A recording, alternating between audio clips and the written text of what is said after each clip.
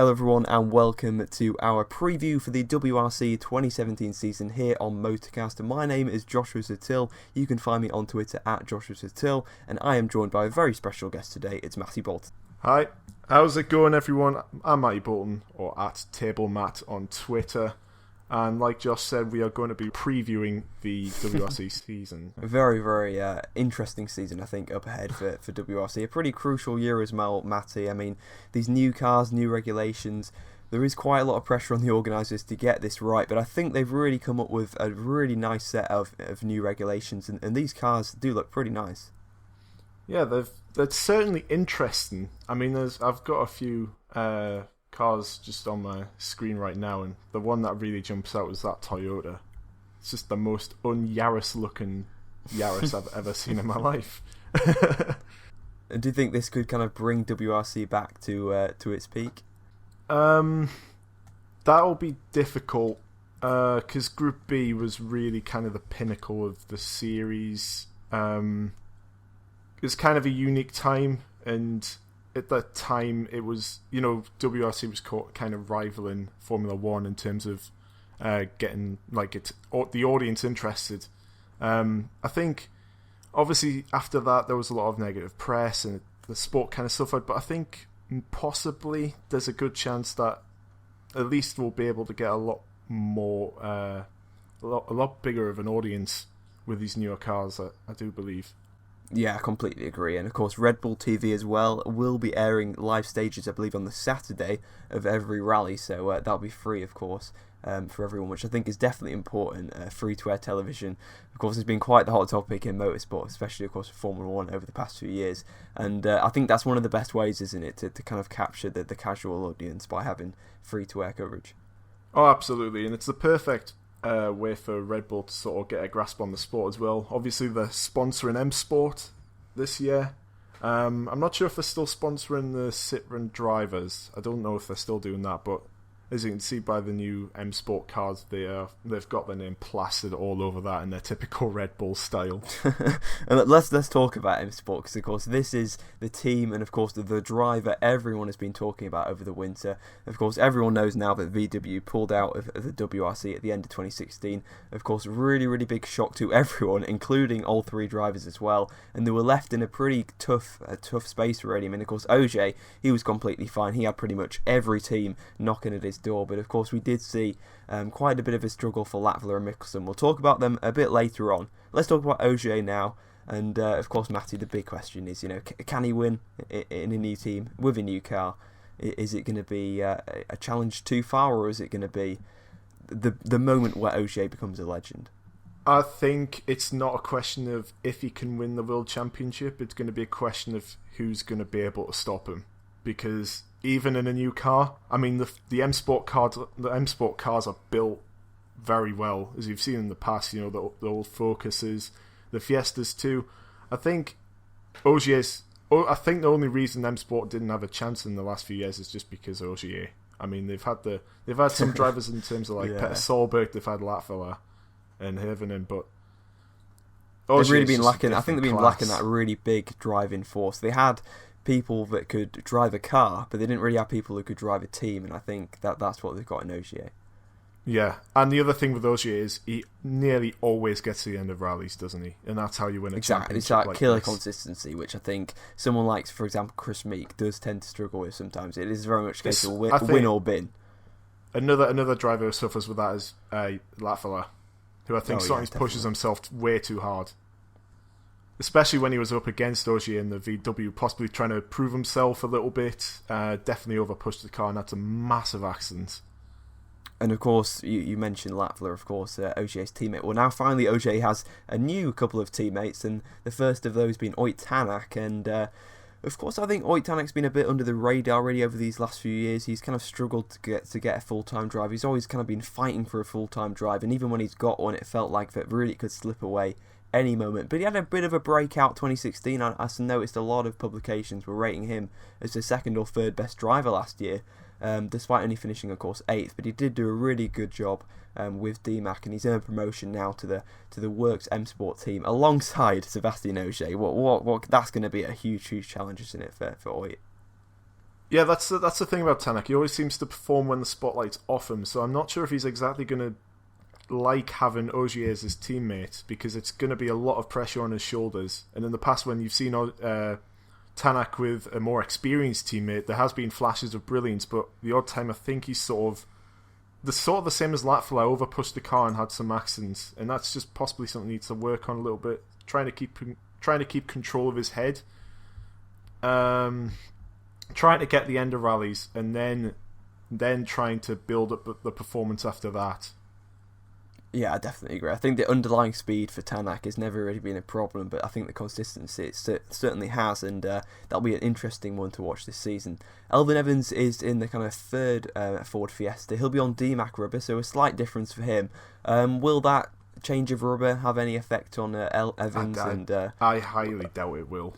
I really doubt it. I mean, the guy's quick, probably not as quick as the other two. Obviously, he had a season in WRC 2 last year. Is he a former? I think he's a former champion in that, isn't he? Or at least he's finished highly in the championship. Yeah. Yeah, he finished. I think it was third last year. Yeah.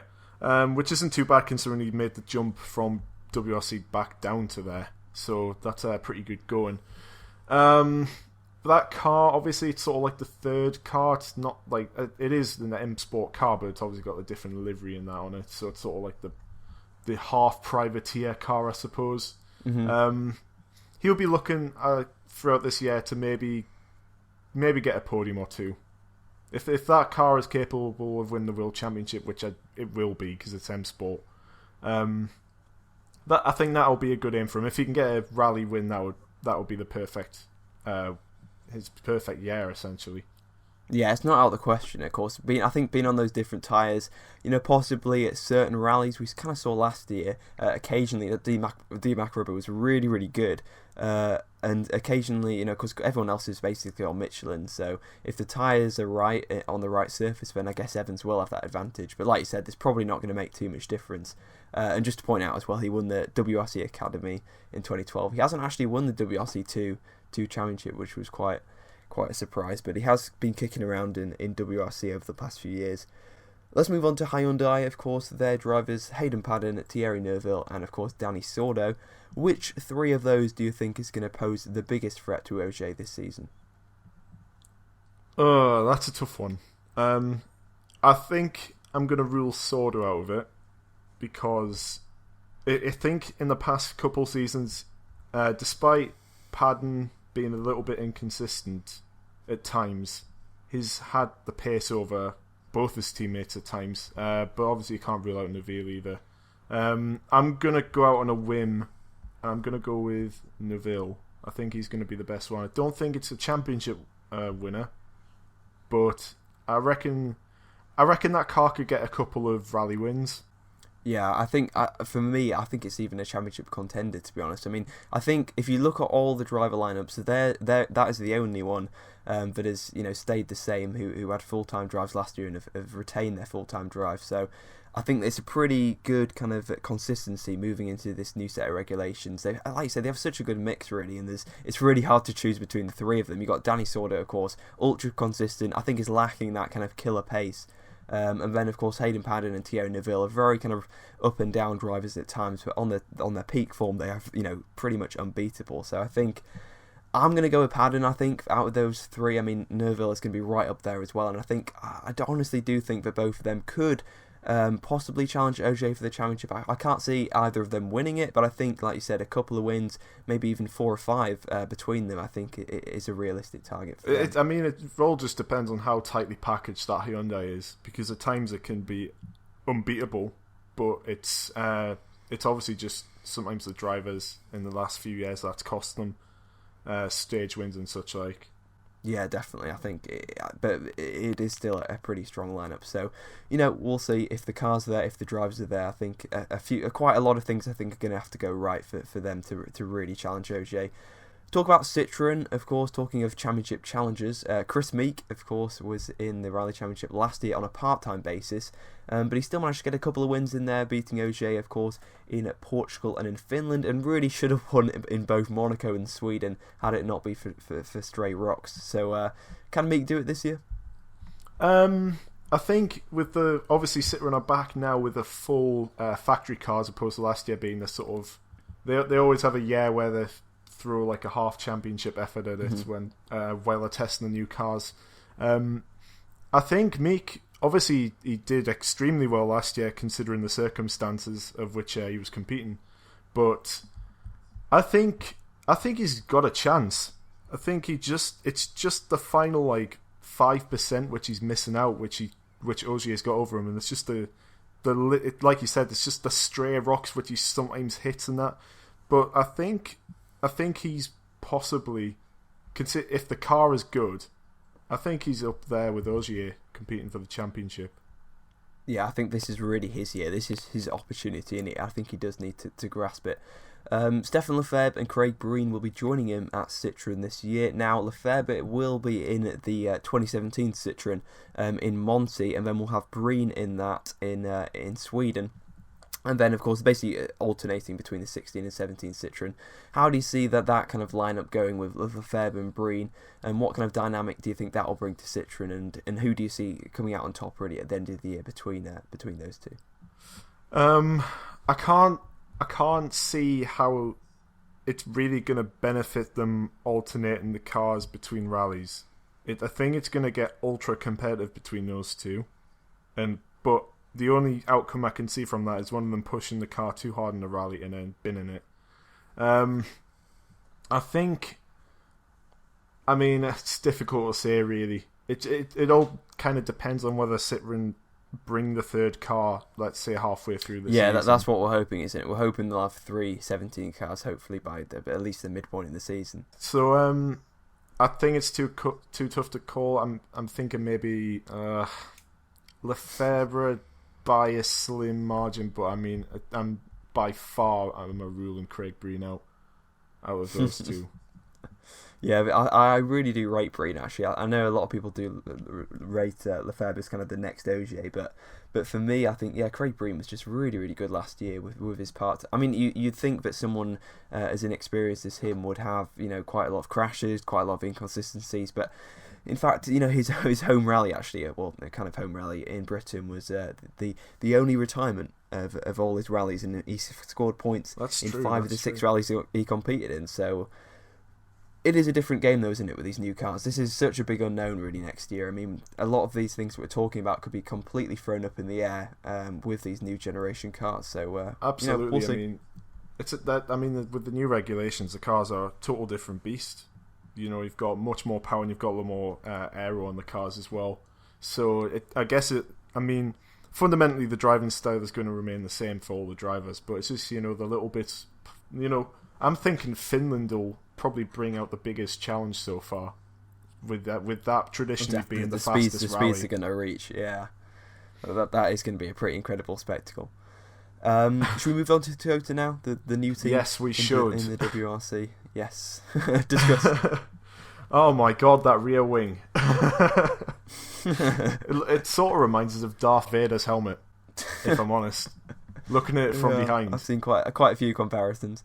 A few I can't repeat. Jari-Matti Latvala and Juho Hänninen in the car. For me, this is a bit of a weird one, really. I mean, Latvala, of course, that's nothing weird about that. Of course, he's a great lead driver, but bringing in Juho Hänninen, I mean, yes, okay, he's tested the car over the last few years, but it's a bit of a meh choice when you consider the likes of Mikkelsen was on the market.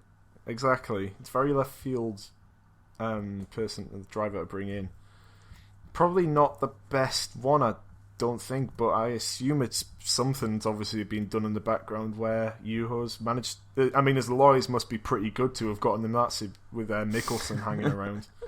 That's the thing. I mean, I believe his contract was signed before VW pulled out and Mikkelsen was left without a seat, so maybe Hänninen had kind of bedded himself in. Oh yeah, I mean, what obviously, like you say, VW they pulled out very, very late, so it did leave a lot of drivers in the market who perhaps really shouldn't have been worrying about having to fight for a seat next year. I guess we'll just have to see what he does. I think there's a chance with him where if he doesn't perform, considering Mikkelsen is in WRC2, Toyota, I guess there might be the underlining factor there where if Hänninen underperforms, they may be tempted to bring in the likes of Mikkelsen. Yeah, I can definitely see that. Sunderland, of course, their young driver. Yes. Or, well, kind of their young driver, kind of Fords as well, kind of anyone who wants him, really. But do you think Tota are pretty much destined to finish fourth already, with this being their first year back in the championship, a bit of a building year? I don't know, because you would have assumed that with Volkswagen when they first came in, but they obviously just shot straight up to the top. I think I have no idea. I think it's open. If their car is really well built and it's quick, there's no reason why they can't be competing for wins straight away, just exactly like Volkswagen. True. I mean, I guess VW did have. I think it was it Skoda they overtook. I think they did have. They obviously had the Skoda WRC 2 program. I mean, I believe R5. I believe Tota is a completely new operation, so we'll have to see how that one works. But like you said, they have been building, I think, the car for a very long time. They've been preparing for this. They're not unprepared, and of course they know how to win in this championship. So Toyota know how to win. Full stop. In any championship, they're not strangers to motorsport. True, very, very true. I mean, I do think they're going to finish fourth, but I think it would be really, really nice to see them win a rally. But my kind of realistic head says that I think a couple of podiums would be a realistic target. But maybe a home win, that'd be pretty good for Latvala and Hannon, and maybe in Finland. Yeah, of course. If Latvala could get a home win, that'd be very, very special. But I think that covers it then for all the manufacturers. Should we look at some of the privateers? Yes, we should. We've got Prokop then in Otsberg, I think, are the kind of headline privateers, if you will. They'll be debuting in Sweden. What kind of role do you think the privateers will play this year? It is a bit of a weird one, isn't it? We can talk a bit about the new WRC trophy as well, because we basically got, of course, the WRC manufacturers, who are all in 17 cars, of course. Then we have these people in 16 cars as well, who are running in their own trophy, which is a bit of a strange one. Well, no matter where you are in motorsport, whenever there's a change in regulations, you usually see a kind of a championship split with the manufacturers, like the factory teams, going into like their own championship, and then you've of course got the privateers.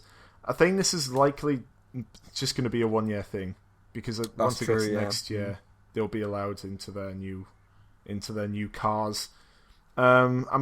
Am I surprised Otsberg is in that situation? Part of me is, but then again, part of me isn't.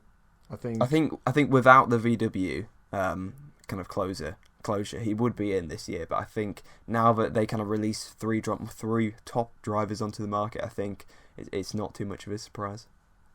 Nah, it's not really, to be fair. I mean, I think he's better than, say, Hannanen, but then when you look at all the other drivers, it's, can you make you could make a few arguments, but I think he's not like clearly better than any more than Hannanen, I'd say. I mean, I think the main thing for Oxberg this year is to prove the manufacturers that they made the wrong choice in not hiring him. He should be going all out in the privateer car. And if he can get something like a podium, that'll certainly open some doors for him, I think. Yeah, definitely. I mean, I guess really it doesn't make too much difference if he's in this privateer Ford team. I mean, of course, it is always nice to have that kind of manufacturer support. But M Sport are basically already kind of a privateer in some respect. Of course, it's not a Ford operation. It's an M Sport, their own kind of team operation. So maybe Otsberg and Prokop, at least they're teaming up. There'd be two of them, and I guess all their financial backers behind both of them, and they can share information and mechanics. And I guess they could be a bit of a dark horse in this championship. Of course, they're not going to win, of course, the championship. They're not even competing in all the rounds. But like you said, an odd podium also would be pretty nice for them. Yeah, especially at a rally where there's perhaps quite a few retirements. They can just step up the order. I mean, obviously, I think their cars they're about 80 horsepower down, so that's definitely going to affect the performance. But at a kind of high, if there's a lot of retirements, there's definitely a chance for them. And if you're beating manufacturer factory cars in a privateer car which is down about 25% on horsepower, it's definitely going to catch the attention of not only team bosses, but I think the people watching as well kind of be rooting for him if he's hitting kind of heights of like third place, even a second place. Yeah, definitely. Yeah, I think. Yeah. We got Prokop then, Matt Totsberg, we got Henning Stolberg. And then, of course, we do have people in 16 cars as well. We've got Valerie Gorban in a Mini. It would have been nice for Mini to come back on it this year as a full manufacturer. Do you think Toyota coming in, is this going to open up to more manufacturers coming in? With the loss of VW, I guess, but then you're trying to think about who will actually take up the spot. Because many have tried, but they've left and they've just sort of sold off all their cars now. So I doubt there's. I think we have a good base, don't we? Really, I think. Yeah, we do. We have a solid. I don't feel like there's anyone who could just pull the plug straight away. Really. No. But then again, we thought of that about Volkswagen. Very true. Very true. Yeah. I guess you never know. That is the problem, I guess, with the WRC sometimes. Say Toyota thought, I can't be bothered with this. This isn't going very well. They just pull out, and Citroen pull out again. It'd be a bit. I don't think Citroen will pull out. Because Citroen have just pulled out of the WTCC, haven't they? So true. That is a commitment to this series, which is a good thing for this series at least. Yeah, was it bad for WTCC? I'm not sure. Yeah, true. I think that is a good point considering how much they were dominating. Maybe they need a change, and we will have a change this year, of course, without VW. Is this going to change things in terms of one driver dominating? Well, that driver is still in the sport, so I don't think it is going to change a lot, if I'm honest. Right. Unless the car is garbage, he's going to be winning rallies, isn't he, Mr. Ogier? Yeah, very true. Even last year, he did. To be fair, last year he didn't even win that many rallies, of course, with the road position hampering him. That's been reversed as well now. So the lead guy in the championship only has to run first on the road and sweep all the roads on the first day of each rally instead of the first and second day. So Ogier's then got that's only going to help him a little bit. So Exactly. It is good, I think, they changed that, because it did feel a little artificial. Like, Ogier was being beaten rally after rally, but it didn't really feel like he was, because he was basically being beaten. Well, it's because you always know that Ogier is the fastest driver there. I don't think exactly. Yeah. I think this year there's a possibility with like you said, the Hyundais and the Citroen. If they're good, then we'll see a decent championship, I think, but Ogier, he's just a different animal in this sport at the moment. Very, very true. We're going to get onto some predictions in a minute, so get prepared for that. But now let's just quickly fly by the WRC2 Championship, because we don't want to ignore that. It is a very, very competitive, very open championship, really, where we get about 50 entries usually each year, with various drivers from various countries taking part in various different machinery. I think the headline name this year, undoubtedly, at least for Monte-Carlo, we're not sure about the rest of the year, is Andres Mikkelsen in the Skoda. What are your thoughts on that? He should be in WRC, that's my thought on that. It's pretty plain and simple. He's unfortunate to be in the position he's in, just because of the lack of manufacturers in the sport. If there was another seat going at Toyota, he would be in it. Simple as that. Yeah, I think it's a real shame. I think it won't be long, though, before we see Mikkelsen back in the WRC. Hopefully this year, and if not, then hopefully in a proper, works car for next year. He's alongside Jan Kopecky as well, of course, who was in the championship last year. Had a pretty good run, actually, towards the end of the year. So in terms of people who are going to be driving for the whole year, Kopecky is probably my top pick for the WRC2 Championship this year, but there are a lot of contenders up there as well. We've got Quentin Gilbert as well, of course, who I believe won the WRC Junior Championship. We've got Brian Bouvier as well, of course, in for Monte-Carlo. He, of course, won the Monte-Carlo Rally a few years ago. He's an incredible specialist. It's such a shame, though, he's in the WRC2 machinery this year. I'm guessing because he couldn't secure a 2017 WRC car in time. Well, he did have that spell at M Sport, didn't he? Yeah, but I think he's such a Monte specialist, though. That's the problem. Yeah, he's only really good around Monte Carlo. So yes, he's a good driver, but you've kind of, if you want to make a name for yourself, you've kind of got to do it at more than one rally. Yeah, very true. If I was one of the top teams, I'd just give him the drive for Monte. I'd buy a fourth car and stick him in. In terms of the championship, I think I'll agree with you. Jan Kopecky, he's kind of a WRC2 specialist. I mean, he's always doing pretty well in that championship, and he has done the past. It is hard to call, isn't it? I mean, I think you can. Yeah, I mean, he's 34, so he's not already like a junior driver, is he? Like you said, he's been around the circuits quite a few times. He has driven in the WRC in various, guises in various junior championships, and he's always been pretty solid. So yeah, I think that's a pretty decent prediction for that championship. And we've got Eric Camely as well. I think we could be seeing a similar battle to what we've seen in the previous years, Ford versus Skoda. Eric Camely, of course, dropped after 1 year in the WRC. 2016 just wasn't his year, was it?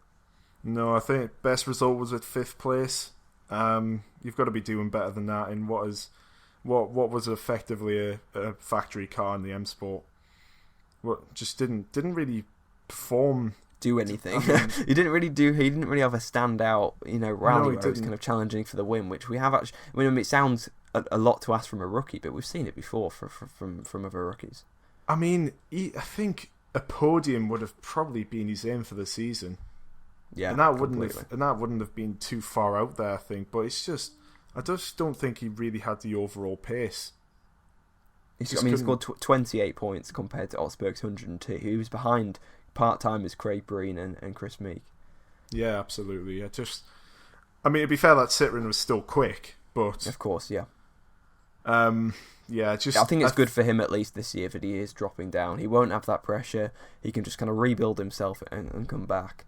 Yeah, it just kind of depends how much his confidence has been knocked. Because when you're in that position, it will have undoubtedly been kind of. I think he might be feeling a bit down, but it's just about how you pick yourself up afterwards. He's a professional racing driver. He will pick himself up, but I don't think he's in contention for Monty. Yeah, I think that's fair enough. Teemu Sunonen, of course, we're not sure where he's going to be. I think he might be debuting in Sweden, but then we've heard rumours about him joining the WRC later in the year. So I think we're going to rule him out of contention for the WRC 2 Championship. In that regard, saying he's going to get promotion halfway through the season. Yeah. Hubert Pachacek, Polish driver, driving the Ford Fiesta. I rated him pretty highly last year, so I thought maybe he could be a bit of a dark horse. Apart from that, Armin Kramer as well in the Skoda. He's very experienced. I don't really have too much else to say about the WRC 2. No, just actually one more thing. Sebastian Loeb's got an entry into that, or at least he's got a team entry into that. So might be worth looking out for that in the only Peugeot in the, or at least I can see on the entry list. At the moment at least, yeah. That's one to keep an eye on, possibly for a future Loeb. Be interesting to see where that car comes. Oh, maybe it's a little. We can't have another future. We can't have exactly. Maybe it's a little dominator to Peugeot coming back in the WRC. Who knows? Very good. You've heard it here first. On Motorcast. Subscribe for more WRC spoilers. And talking of spoilers, let's just spoil the championship now because we got our predictions. I'm gonna be asking two things. One, for your winner of the Monte-Carlo rally, of course, which is just a week on Thursday. Well, actually, no, that'll be by the time you're listening to this, it will be this Thursday till Sunday.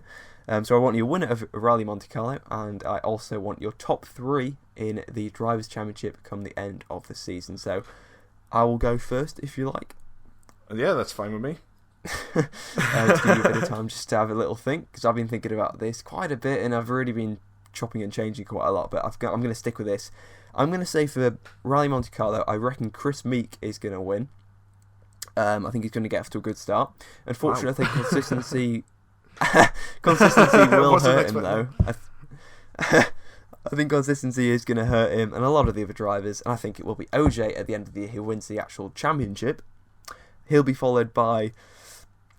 I've got to kind of say Chris Meeke now, haven't I? Because I committed him to at least one rally. Well, the thing about Meeke is he's sort of here. In the past few seasons when he's won rallies, he's won them, but he's not been anywhere in the championship. Win or bin, yeah. Alright, okay, I'm going to go Ogier, Neuville, Meeke as my top 3, and then Meeke to win Rallye Monte-Carlo. Okay. I'm going to go with Ogier winning Rallye Monte-Carlo. I was actually thinking Meeke, because he's done okay there. I think it was last year or the year before. Last year. It was that stray rock. Yeah, which was unfortunate, but I I think he's going to be up there in Monte, fighting for a podium, but I don't reckon he's going to win it. And for the championship, Ogier first. Second, I'm going to go with Meeke. And then third, I'm going to go with... See, I said I thought Neuville was going to do better than Padden before, but now I'm sort of changing my mind. We're both swapped now, because I said Padden, I know. and I put Neuville third. So. My heart says Neuville, but my head says Padden. So I think I'm going to have to go with Padden. Although it could... to be honest, it's either of them, in my opinion, could finish third. I think it's one of the Hyundais, that could be there. Maybe Danny Sordo will shock us all and oh yes, and beat the pair of them. Be a maybe one-season wonder. Will maybe Oit Tanak will surprise us. Elfyn Evans on the D-Max. Elfyn Evans on his the D-Max. best tyres. D-Mac actually have this secret glitch. I mean, he's the only guy on D-Mac tyres in the whole field, so I think if there is some kind of thing, then he's going to benefit from it. But I think we're both pretty excited. I think most of us are just kind of apprehensive and excited just to see where everyone is. I think that's going to be the main thing. I'm excited to get properly back into the WRC because I've missed it a little bit in the last few years. So I'm excited to see what M Sport can do. I'm excited to see what Citroen and Meeke can do. As also just to see what Toyota, if they can actually get anywhere near the front, which I think they could, but on the odd occasion, not for a championship. No, I don't think so. But certainly a lot of unanswered questions, which I don't think are going to be answered in Monte, but they will be answered over the course of the season. Of course, the 20th of January marks the start of Rallye Monte-Carlo, and of course the 19th of November is where it all wraps up in Australia. We'll be back after Rallye Monte-Carlo to review the first rally of the WRC 2017 season. This has been a preview of the whole year, and I hope you guys have enjoyed it. Thank you so much for coming on, Matty, and discussing this with me. I think we're all just excited to get going. Yeah, we're going to have a lot of fun with this season. It's going to be really interesting to see what happens. You can find me on Twitter at Joshua Till and Matty at TableMatt. Our Twitter and YouTube links will be down in the description below.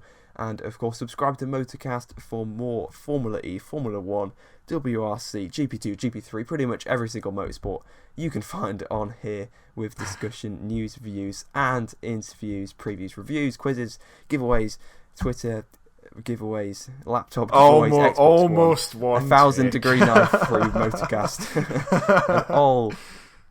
That was going so smoothly. I'll give you credit though. You got so far through that.